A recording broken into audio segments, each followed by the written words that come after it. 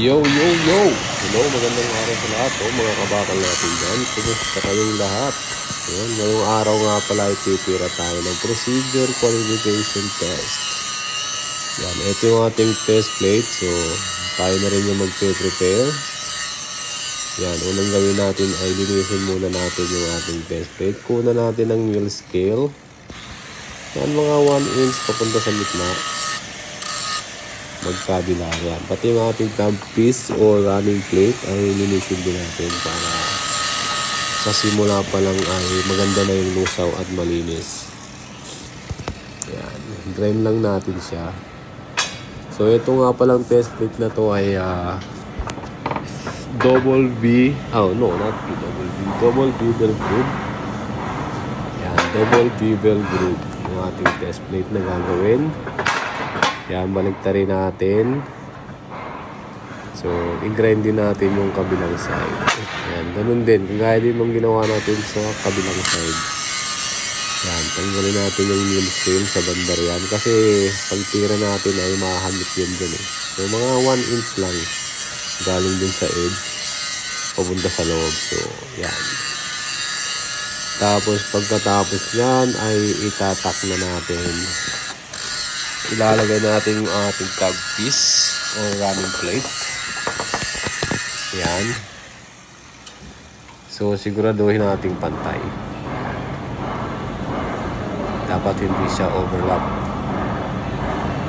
Para yung ating plate ay pagka tapos natin tirahin ay maganda siyang i-tapping. So, pantay siya sa taas.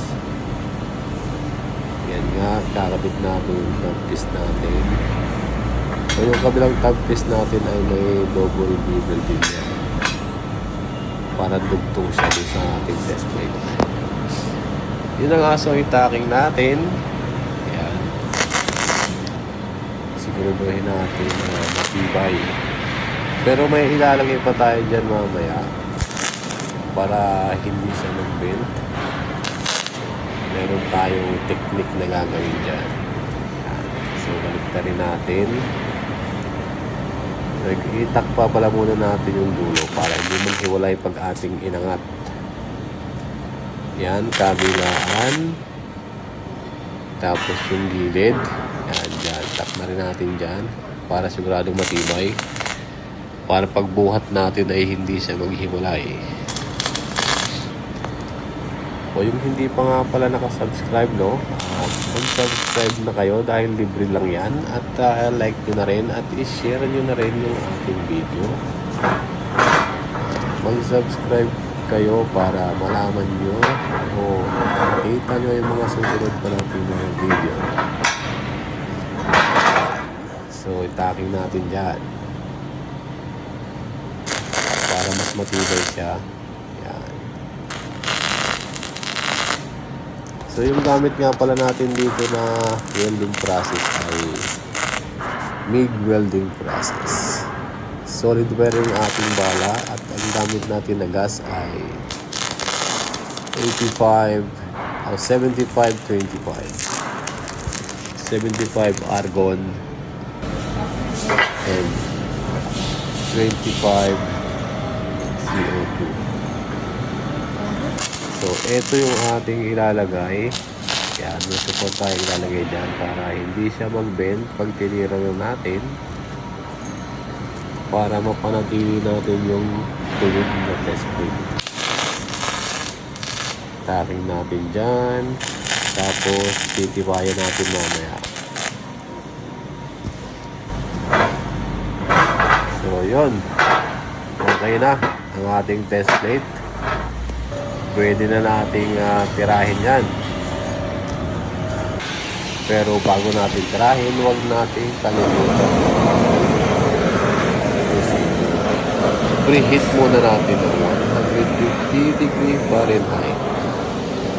Yan, ang gamit natin dyan sa pag-check niya ng temperature. Inulit lang natin. Pagka natunaw na siya, yung ating temp stick ay yun na yun. Ibig sabihin, umabot na tayo sa 150 degree Fahrenheit. Pwede na nating tirahin ngayon yan. Ayan. ating machine ay naka-ready na. So ngayon magro-root pass na tayo. So ang gagamitin kong technique naman dyan sa pag-root pass ay full. Ayan. Full welding technique. Hilahin lang natin. Parang CO2 or flux cord. Pwede rin yan sa solid wire. Kaya lang medyo mausok siya. Yung ating welding mamaya mausok dahil full yung ating nagamit. Full welding process.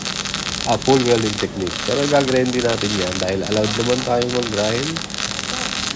Dahil babalahan natin ng wire wheel. So malilinis din natin yung usok.